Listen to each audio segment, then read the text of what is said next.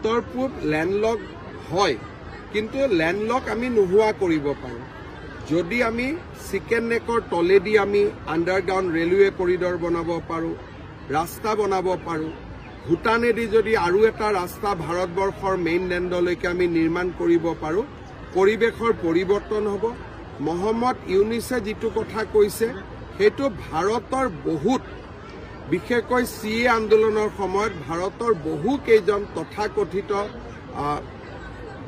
যাক আমি বিভেদকামী শক্তি বুলি কওঁ তেওঁলোকেও কৈছিলে। এই কথাটো মাজে মাজে কৈ থকা হয়। ইয়াৰ বিপৰীতে মই ভাবোঁ যে ভাৰত চৰকাৰে নিশ্চয় শক্তিশালী পদক্ষেপ গ্ৰহণ কৰিছে। দিলৱাৰ বোলাজনৰ ককায়েক এজন এষ্টাব্লিছ মাটিৰ দালাল। 2021 চনকে তেওঁক গ্ৰেপ্তাৰ কৰা হৈছিল আৰু 21 চনতে তেওঁৰ বিৰুদ্ধে চাৰ্জশ্বিট হৈছিল।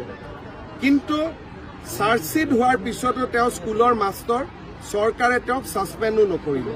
তাৰমানে তেওঁলোক কিমান শিপাই শিপাই চৰকাৰৰ তলত সোমাই আছে। আৰু দিলৱাৰো এটা ডাম্পাৰ বেপাৰী, সাংবাদিকতাৰ কোনো গুণ চৰিত্ৰ একো নাই। হোজাইত গৈ সুধিব, গোটেই ঘৰখনকে মাটি দালাল বুলিয়ে জানে।